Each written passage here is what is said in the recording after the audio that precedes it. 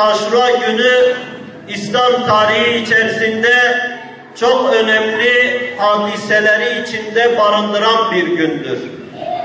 Muharrem ayının 10. günü olan Aşura gününde İslam tarihi kaynakları peygamberlerden bugüne kadar gelmiş olan, bize bildirilen İslam tarihi kaynakları içerisinde bize bildirilen çok önemli hadiselerin gerçekleştiğine dair bilgiler vardır. Bütün peygamberlerin hemen hemen sevinç günüdür deniliyor ama bizim peygamberimiz, bütün peygamberler bizim peygamberimizdir ama ümmeti olduğumuz peygamberimizin ise maalesef yas günüdür, taziye günüdür. Çünkü evladı Resul, peygamber torunlarının ümmet tarafından, ümmetin azgın bir grubu tarafından katledildiği gündür bugün.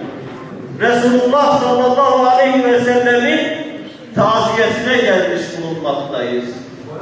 Onun evlatlarının, torunlarının katledildiği günün taziyesindeyiz değerli kardeşler. Ve Cebrail aleyhisselam diyor ki ama senin ümmetinden bir grup bu çocuğunu şehit edecekler. Kerbela'da şehit edecekler. Ve Kerbela'dan bir avuç toprağı Resulullah sallallahu aleyhi ve selleme veriyor.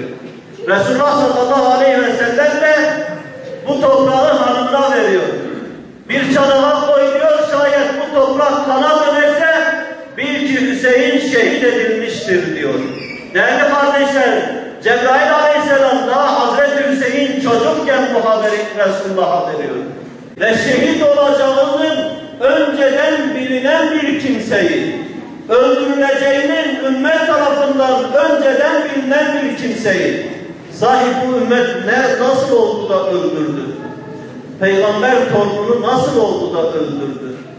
Bile bile böyle bir insanı Müslümanlar içerisinde bir grup nasıl oldu da öldürdü? Değerli kardeşler, işte burası çok önemli.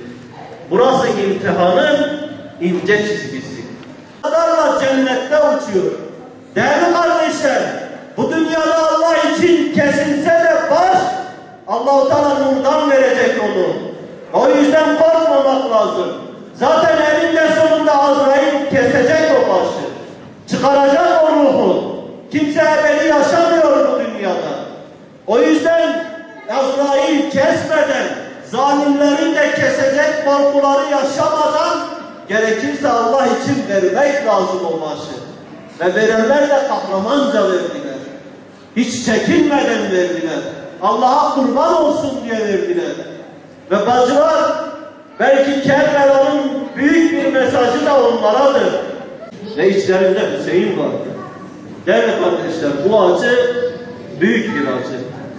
Yüreğin dayanmayacağı bir acı. Ama bunun hesabını Allah görecek. İbn Abbas rüyasında görüyor ya, Resulullah sallallahu aleyhi ve sellem şehit olduğu gün Hazreti Hüseyin rüya görüyor İbn Abbas. Resulullah sallallahu aleyhi ve sellem dertlidir, hüzünlüdür, tasalıdır, ağlıyor.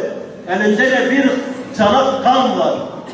Soruyor, nereye ey Allah'ın Resulü diyor, Allah'a şikayet etmeye gidiyorum. Allah'a şikayet etmeye gidiyorum. Değerli kardeşler, peygamber ümmetinin zalimlerini elbet Allah'a şikayet edecek.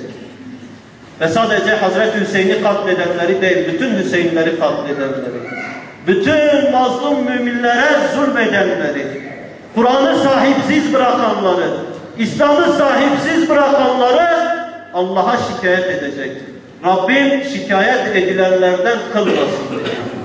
Rabbim mazlum da olsa kurtuluşunu izzetlice ölümde de olsa arayanlardan kılsın bizleri. Hazreti Hüseyin'i anlayanlardan ve yolunu takip edenlerden kılsın. Hakkınızı helal edin. Allah hepinizden razı olsun.